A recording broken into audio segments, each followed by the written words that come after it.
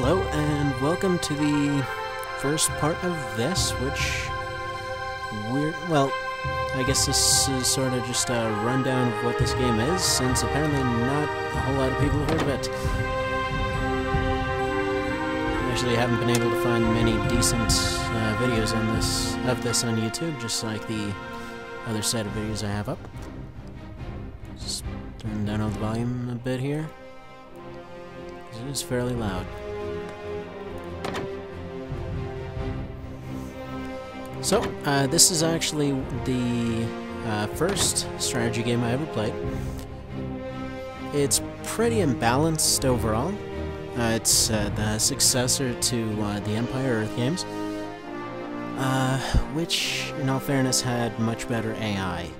And just in general were much better, but I guess this is kind of a smoothed out version of those. And the music isn't horribly depressing after a little while. Anyway, as far as all the maps here, I will be going only with ones that have water in them, specifically the large islands, just because, well, like I mentioned, the AI is pretty broken, and the only strategy they seem to have is spread like a virus. So you'll take over an area, then they'll send over some 50 civilians and go repopulate it the second nobody's shooting at them. Actually, sometimes they will just start actively building settlements right in front of a tower that's shooting at them, so it is pretty incredibly stupid. Although, once you set the difficulty to the highest, it does get a lot more difficult. I guess I generally have it on 5 here. I never actually do bother to play this game. Because once you set it very high, the only thing that really changes is they have pretty much limitless resources. Actually, I have played a game online in which it was set to the highest difficulty. I believe it was 3 or 4 against 1, and the AI just beat all of us because this was in World War II, and it just had mass-produced a crap ton of tanks and battleships, and no one could really do a single thing. So, moving on. Yeah, you can have a population of up to 80,000. The AI will take advantage of that, so no point in having that. The huge map isn't overly huge. Can we go in with large, and for the sake of these earlier ones, I'm gonna go ahead and have only 3 things. So I'm gonna do one game with each of the different countries. And these are the 5 ages that are available. Medieval, everyone's pretty much just melee and some archers. Pretty typical medieval stuff. Gunpowder age, pretty much the same thing. You get some early gun units. I believe the Chinese get their siege crossbows then. Imperial age is, well, everyone gets crappy rifles, and generally this tends to be more of an artillery spam kind of age, so I guess I'll be doing Medieval to Imperial, just because after that they start to switch the second set of countries, and you're given a choice at that point. Let's see. I'll leave it at standard just so it's relatively slow. You can have wonder victories, that's only in World War II. Pretty much that means, I believe it's 1500 seconds that they have to defend a wonder, and seeing as it takes a lot to break them, that's not too difficult. Let's see, moving on. No point in having to reveal a map. Deathmatch starts off everyone with a lot of resources. And as far as Empire versus Action, gonna be doing Action. I personally prefer Empire just because you have longer games, you can set up a lot more. But seeing as that would be a waste of people's time, that'll all of like 2 people watching this, so I'll just be using Action for this. This means everything is faster. No, actually no, Empire Builder. Come to think of it, the game probably won't run out by the time all the resources run out anyway.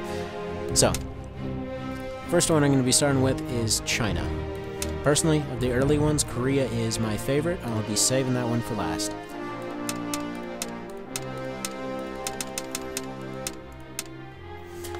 Alright. So starting this.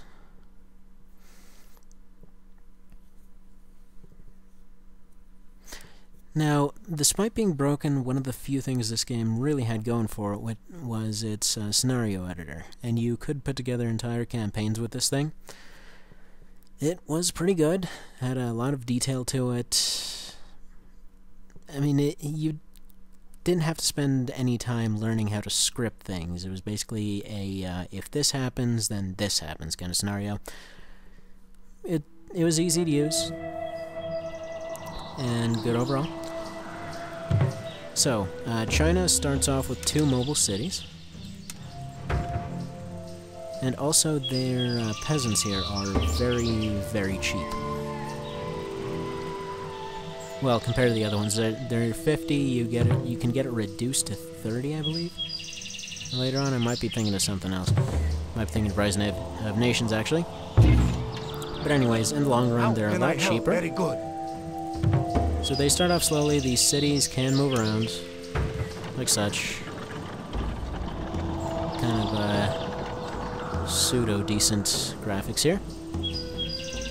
And so what you typically want to do is have one of these right there to the side, right next to whatever resource it is, so they can just turn and deposit whatever it is into it.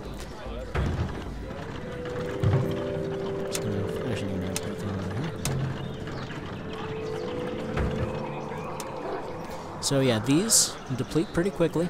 Unless you're Korea, then you can actually have these. You can have these extended to allow for, I believe, some 50,000 food to be gathered from them. But until then, just have to deal with these guys. And as mentioned earlier, the reason I went with island maps is because there's no way to actually have a fun game without them. Yes, Emperor. Because the AI just keeps spreading and spreading and spreading, and that's it. Very good. It doesn't become a thing of strategy so much as it does just containing them to one area so you can finally get rid of them all, and that's just a waste of time. It's not fun in any sense of the word. Anyhow, these games tend to start out kind of slow. With Empire Builder here, you can only have a maximum of 6 people per resource, and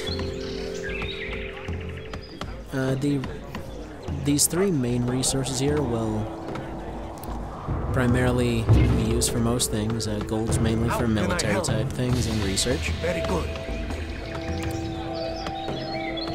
And I'm pretty confident that the AI won't be attacking by this point, so I'm not really building any defensive structures. But wood's mainly for buildings and some siege items. Gold's for most military things. Food is just anything that's alive, obviously. And stone is only for wonders, walls, and towers. And I don't believe there are any exceptions to that. So I'm going to have these guys go out and start searching. Well, let's have them lay down a house first. Just allow more people to be constructed out of nowhere here. Oh, another note. Chinese peasants, yes, Emperor. Come with this. It's just an ability to slow down other units. Horribly useless. I don't even know why that would be there. How can I help? Very good. Certainly. So anyway, so what I'm gonna do is on these. How can I help? I want these guys out exploring. Yes, Emperor. Certainly. Because gonna need to start having some money here in order to build a dock and start attacking whatever 2 countries are out there.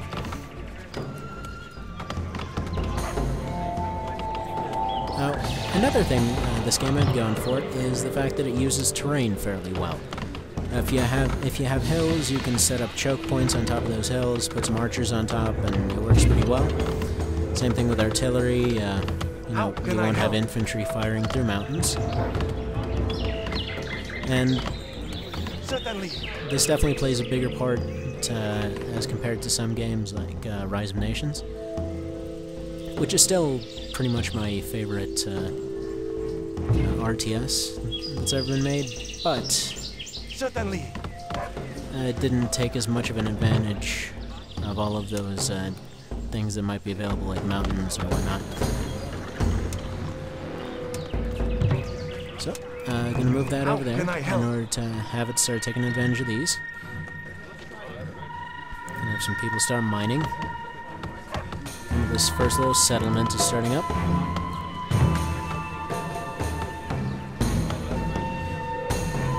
So, also as mentioned, as far as the whole spreading like a virus thing, there is no bonus in this to having any type of coherent setup to your city. Certainly. You can just build stuff wherever. We did have a thing, let's see, no, it wasn't this. I forget one of the...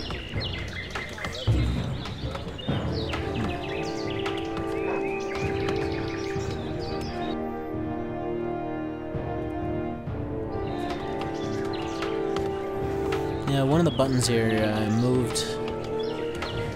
moved these buildings around so that they would face different directions, but I think that won't work. Just because I'm on a laptop here, and unfortunately it does not have the buttons required. How can I help? Efficient. Very good. Certainly.